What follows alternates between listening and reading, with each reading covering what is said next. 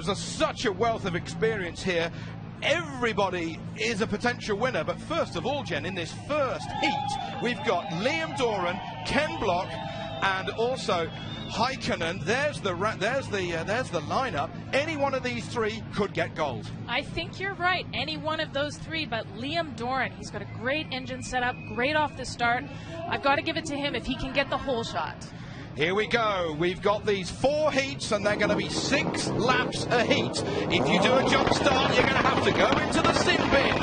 As we are racing here in Brazil now. What a brilliant start by Heikkinen, and he goes from the outside, and he touches immediately. Oh my goodness! And he's onto the dirt, and that's the slippery bit. But Heikkinen has got the run, and Doran's out immediately, Jen. Really tough. That is a move that moving to the outside. We've seen Brian Deegan do it, and we've seen Liam Doran do it, and that's what happens when you have drivers who are aggressive and try and stay in there. But it worked for him. It's a risky move, and we'll see it from some of the more aggressive drivers here today, all day. Heikkinen, therefore, copying what Doran did in some European rounds a couple of years ago, Jen.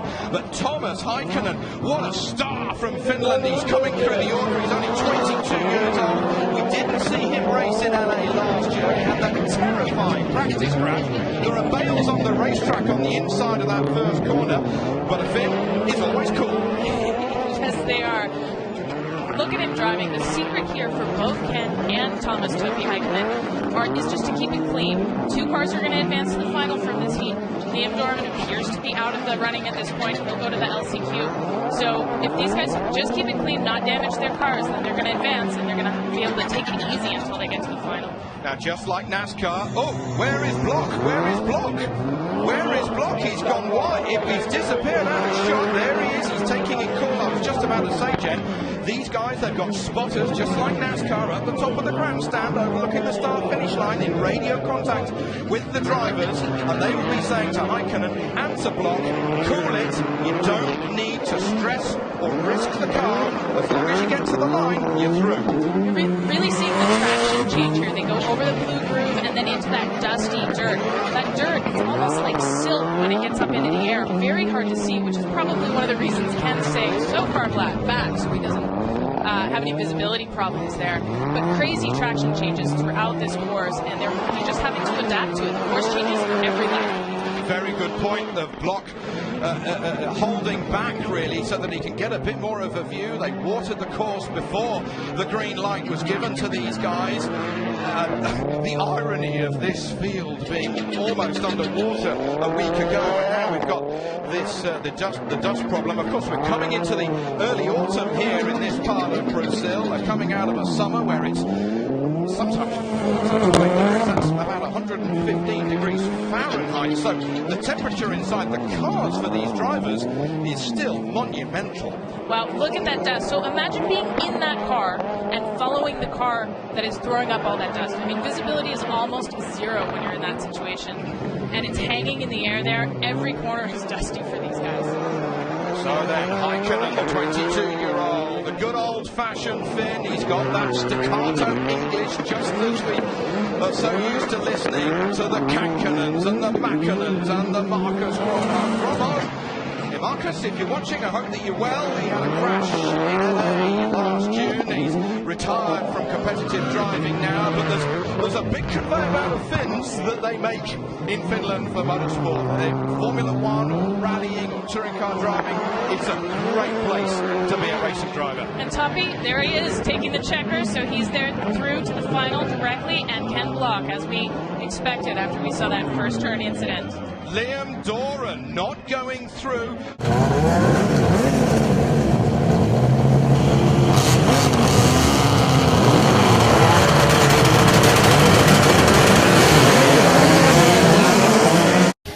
The 2 Dodge Darts are in this heat. It's the second of the 4 heats we've got here at Foz do Iguaçu. They're going to be under starters' orders in a moment. But the man on pole position, Nelson Piquet Jr., 4th fastest out of 15 qualifiers in the Reese Millen Run Mitsubishi Evo. He's got Brian Deegan alongside him, then Travis Pastrana, and then Menzies on the outside as they're under starters' orders. All the lights are now out, and is that a jump start? Yes, it is, for Nelson Piquet. He went on the red just as he used to do in Formula One.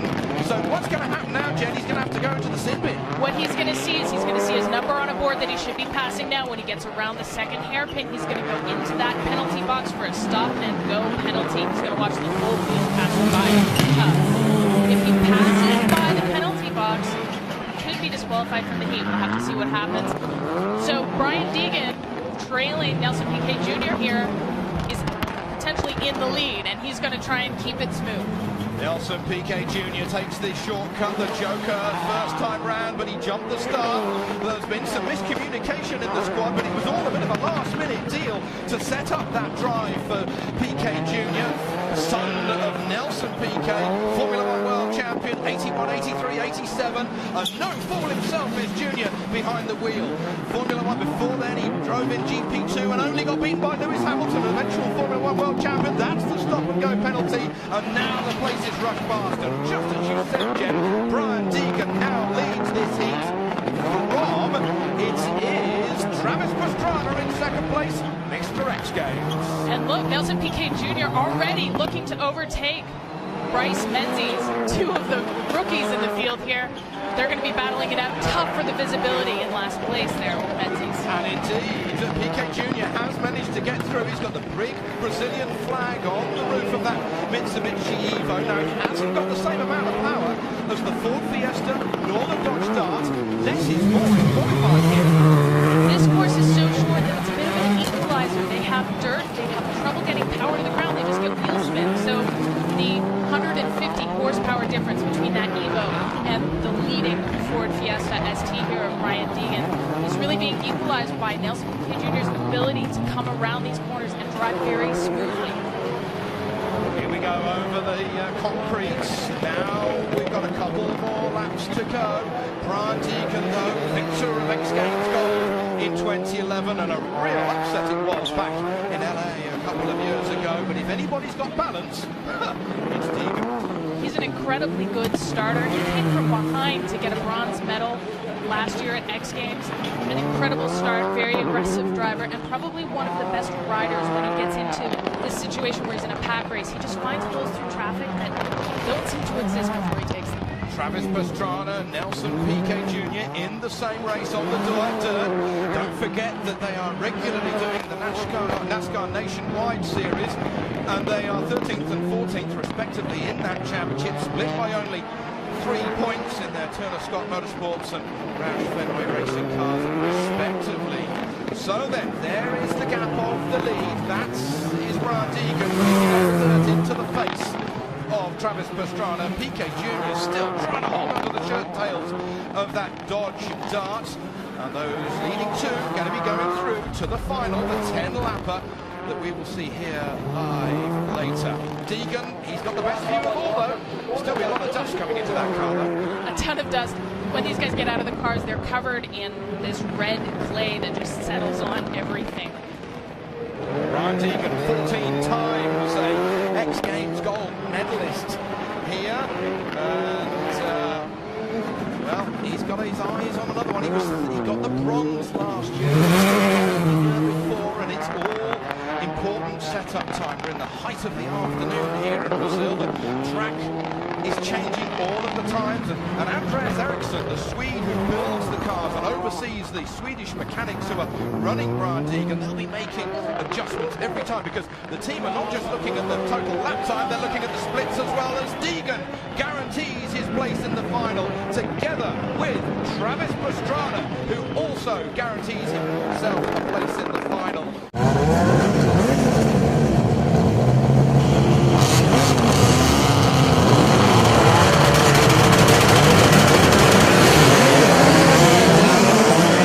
So then, lining up on the far side is Tanner Faust, Steve Arpin, Patrick Sandell, and Maurizio Neves, the local hero on the right-hand side. Great start from Faust. What a brilliant start from Patrick Sandell. That could leave the door open. That could leave the door open. Look at all these Fords battling for it. Sandell is third. He might be fourth. And maybe that was the drifting experience that Tanner saved that crazy slide in there. But did you see he moved to the right a little bit to defend that position? Steve Arpin is amazing. He's a NASCAR driver. This is his very first Rallycross event, and he's been doing incredibly well here. He certainly knows about the blue groove, does Steve Arpin, as they take the jump for the first time of 6 laps here. Tanner Faust reigning global rallycross champion in the Ford Fiesta leaps out of the shortcut.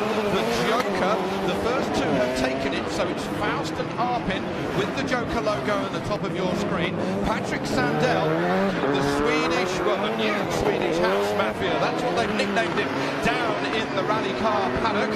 The Swiss-run team, the Swedish-run team.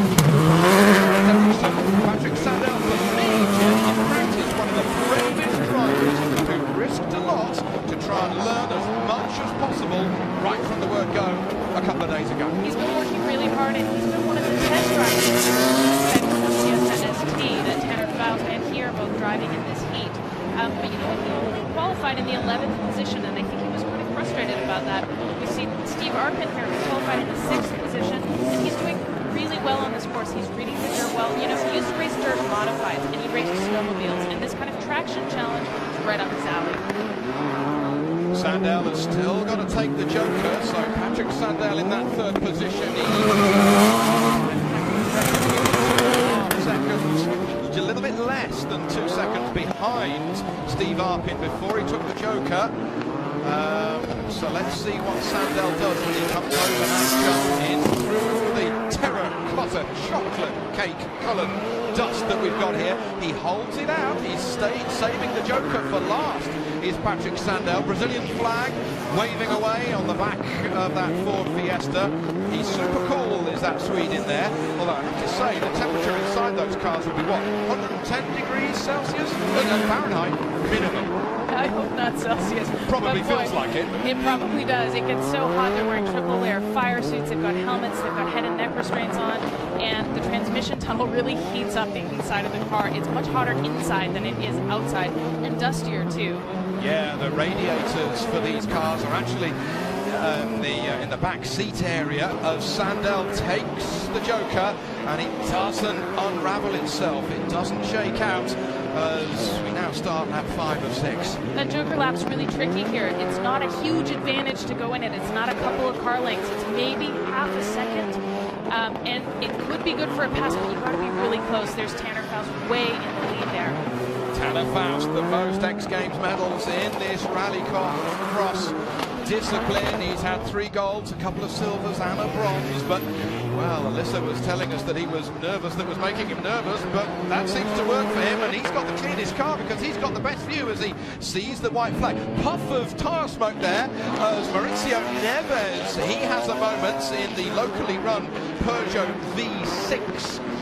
But coming back to Tanner Faust, he's got the cleanest view, and again the nerves will be settling inside that number 34 Ford Fiesta. Half a lap to go. And he's in the lead and he has the cleanest view, but he's still getting dust, and I wonder if Mauricio Neves is maybe throwing up a little bit of dust as the faster cars are able to gain half a lap, 3/4 of a lap on him. Yeah, it doesn't show how good and experienced Neves is, a 3-time Brazilian rally champion.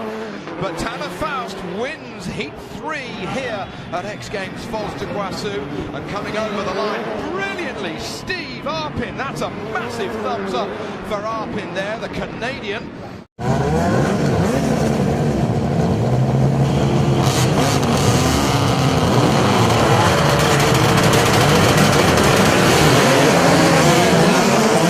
This is the 4th heat of 4, 6 laps with Scott Speed, Buddy Rice, Anton Markland, and local hero Eduardo Marquez. This is going to be the 6th lap of Scott Speed on the left-hand side with the white Fiesta, the all-new Volkswagen Polo. That's with Buddy Rice.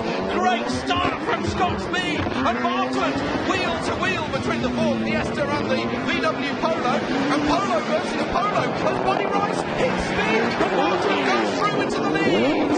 X Games rookies in the field there, and you saw what happens in the first corner. I don't think any of them quite expected it to be that chaotic, and spin outs and trying to get the lead. That first corner is just critical. Now the course has been watered and the dust has been dampened down just a little since we were last racing for the 3rd heat. But here we have Buddy Rice, the 2004 Indy 500 champion, winner of the Daytona 24-hour Grand Am race back in 2009. He's in 2nd position. The bonnet is flapping away. Maybe the cooling will be down cam is just a little, I think they might get away with it. They're very robust and the engine is quite far back in these polos. I think he's going to be okay. What a great run from a rookie, Jen. He's looking great out there. I think that's damage that he actually took in practice and seating sessions. He went a little bit long on the jump, learned that one the hard way. The mechanics got it completely fixed, but that body damage lingers a little bit. There's some tape on the bumper there. Anton Markland, the youngest driver here at X Games 4th de Brasil for the Rallycross. He's holding his cool, isn't he, in that leading position. Scott Speed just a little bit further back in third place, but Markland, only a few weeks ago, he was still working in a Swedish mine as a surveyor. Now there's a difference in jobs. Surveyor? Rally driver? I don't know what that take. And Anton Markland and Buddy Rice have been working together as teammates here at this event. It's the first time we've seen the Volkswagen through Scott Speed in the rear, maybe gaining a little bit of ground on Buddy Rice. Now Speed hasn't taken the shortcut, so Speed in third. If he gets to second, he will be going through to the final. He's that would be a great time. Good for him. Let's see how this works. And that's a car length. He comes out in front. That's how you do the shortcut. He goes from third to second position. So then the leading three have taken their Joker laps. In fourth position is Edu Marquez. He's a stunt driver at Disney World in Florida. I know some of his colleagues are watching back there, so we're cheering him on. There's a massive crowd who Marquez with his V6 3-litre Peugeot, but not quite on the pace. He'll be back at a later date. Meanwhile, it's getting closer and closer for the lead of this heat. Scott Speed has done an incredible job here. He was very tentative when he went out for the first time in that car just 2 days ago. He's closing the gap to first place. Incredible driving. 2 laps to go. Markland is going to have to be looking into his mirror. Scott Speed, look at the difference in styles. Markland hanging it out with massive damper bombo, whereas Scott Speed keeping it absolutely in line. Scott Speed has arrived in Global Rallycross. He's got a nose in there. He's going to try and take a pass anywhere he can. He's got a little bit more time to do it.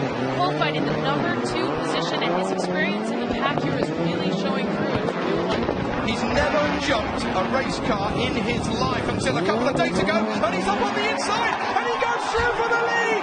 This is fantastic from Scott Speed. He's driven so many cars, and he goes from third to second to first. He wishes it is the final, but here we are on the last lap. He is making his mark. Brilliant stuff. He's doing an incredibly good job here. This is the first time he's even driven an all-wheel drive car. He's slinging that thing around like he's back to the quick shifter. He's back to the flat shifting, and just as he had in Formula 1. And this is a star for the future. Goodness me, he jumps it for the last time of 6 in this heat, and Scott Speed with the Ford Fiesta comes out of the final corner to take the win in the heat, take the checkered flag. Anton Markland gets second position. Buddy Rice and Edu Marquez, they're going to be third and fourth. They will have a chance in the last chance qualifier in a few minutes' time. Cars in this last chance qualifier. I remind you, the first 2 guys over the line go to the final. We're under starters' orders, and on green, we're going to be go! Oh, Doran makes a terrible mistake! Oh, no, and it takes Bryce as well. Looks like Liam had a problem with his car. Bryce bumps him from the rear, and they can't keep going. That now means that Buddy Rice leads the race. Buddy Rice has got the advantage from Patrick Sandell, the American, ahead of the Swede. It's the Polo ahead of the Ford Fiesta. Third position is Nelson Piquet Jr. That car, that Mitsubishi, is quick.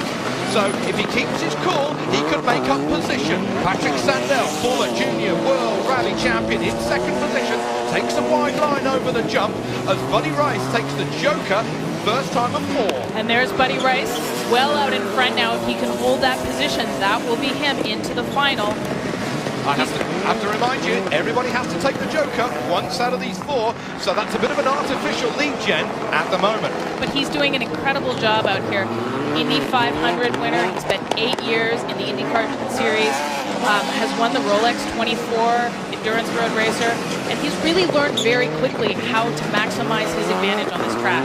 There you have the third position, Mitsubishi of Piquet Jr. as Sandell, the return of the Swedish House Mafia, leads this last chance qualifier. Seconds tucked up there in second position. Sandell, second position. Rice still leads it. Apologies for that. So Sandell in a safe position. Third is PK Jr. Japanese car, English mechanics, out of the USA, run by a Kiwi, driven by a Brazilian. So neither second or third have taken the Joker yet. Sandell in the black and white Fiesta. I remind you, PK with the Brazilian flag on the top of the Mitsu. I wouldn't be surprised to see them try and take it here. They've got to get close to maximize the advantage into the Joker. Nope, he went wide and took it on the outside. But what we're seeing from PK Jr. is he's clawing back a little bit of time every lap. He's very good in the corners in that car. He may not quite have the horsepower of the car that he's chasing down with Sandell, but certainly in the corners he's got a bit of an advantage. It's a half-mile circuit that we've got here. We've got just half a lap to go. It's a shorter LCQ over the 6-lap heats. It's just 4 laps that we're doing here for the last chance, and Buddy Rice is going to be guaranteeing himself a place in the final. There goes Sandell. The two have got to go for the Joker. There goes Sandell through. Into the Joker. And so, of course, as PK Jr. Rice goes through. Brilliantly done by Buddy Rice. Sandell goes through into the final. The Polo and the Fiesta guaranteeing themselves a place for the 10-lap finale, for the chance to see who can grab Rallycross gold, silver and bronze here at Foz do Iguaçu. 6,000 horsepower about to get underway. The thrill in Brazil is underway. Watch gold that medal. start, amazing, into the front. First corner, all sorts of chaos. Tanner recovers in third there. And it's going to be Sandell. It's Heikkinen who leads. Thomas Heikkinen leads this race with Scott Speed in second position. Third is coming into view. That looks like Markland in the Volkswagen Polo. So there's been drama and action. There's some plastic stuck on the front of Scott Speed's car, but it immediately gets itself out of the way. It's a 10-lap finale that we've got here. He's shedding his bodywork, he's shedding his bumper. Tanner Faust was caught up in that first corner incident as the dust is clearing. There's a yellow flag still being waved at turn 1. 10 cars into that first corner, won't get a fit. Look at all that dust. There was contact in the first corner, and it's going to be hard to stay out of everybody's way. 10 cars, 3-row starting grid. It was bound to happen that there was going to be some contact. So leading this race is Heikkinen from Scott Speed.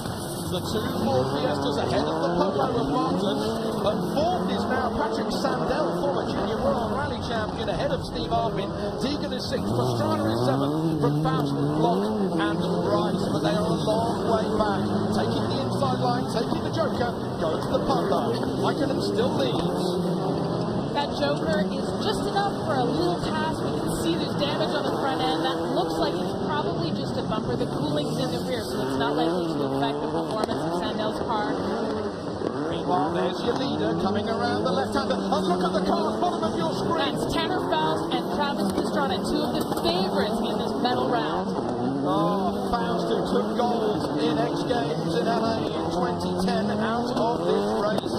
All of that work, a $500,000 rally car with 600 horsepower, and he launched off the line, but, well, we'll have to unravel how it's acted. In fact, the race has been stopped. There's a red flag being thrown just as we are starting lap 4 of 10, because those cars are probably in a dangerous position.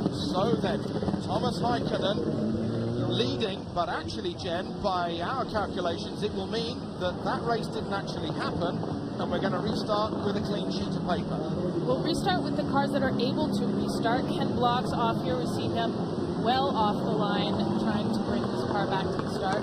What should happen in the final here is that they should restart with 10 laps to go. So it should be just like the race never happened, except for the damage, which they aren't really allowed to repair. All they're allowed to do is add a little fuel, change a flat tire, maybe rip that bumper off. We're going to see what happens here, but 10 cars on that course. Oh my goodness, Buddy Rice, the hood goes up. That's it's very hard to see when that happens. You can see and you can drive, but with all the dust and everything, that's tough. And let's hope that the windscreen isn't smashed when the bonnet came up. It shouldn't have done, with the lightweight fiberglass and carbon fiber on that VW Polo. Now this is how it unleashed. Look at the front row, and they all go for the same piece of concrete. There was a tag even before they got off the concrete.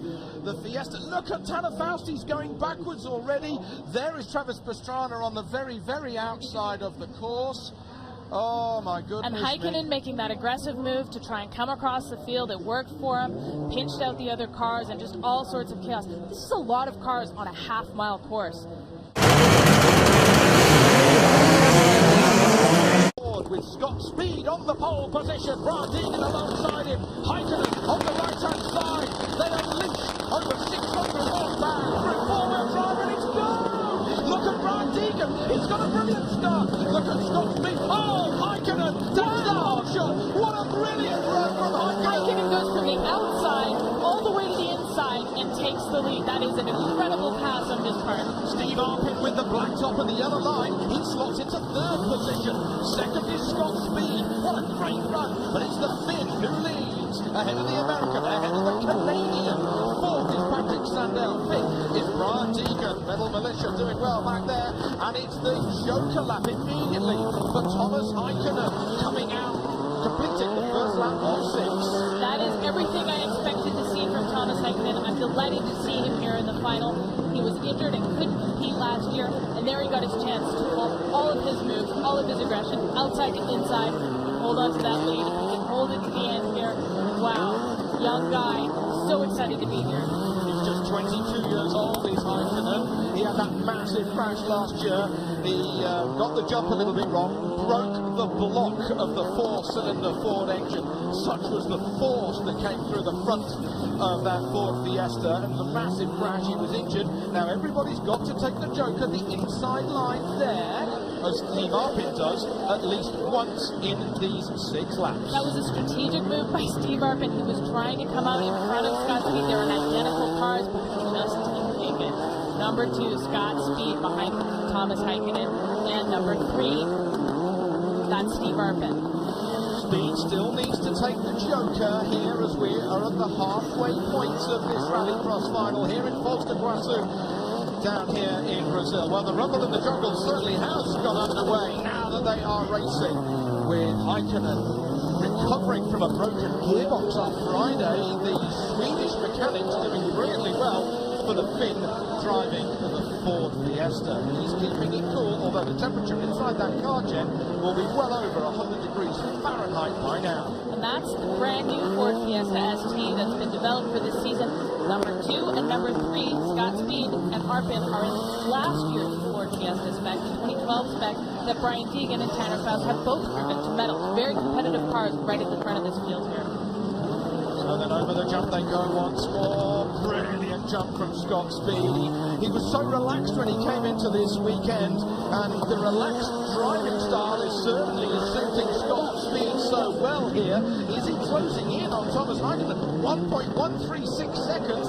Sandell a little bit further back in that third position, but Speed still got to take the Joker lap. There you have Heikkinen working away at the wheel, all arms and elbows. Look at the different driving style between Heikkinen and Speed. Heikkinen, all opposite locks, Speed tied in. And that's their different backgrounds. Speed comes from Formula 1 and has been doing NASCAR. Heikkinen is a rallycross guy through and through, and he's not afraid to race with his elbows out, as they say in lacrosse. Not at all. But going through the fesh dust, as we would say, on the Dakar Rally, goes through. He's got the white flag. He's got one more lap to go for the Finn.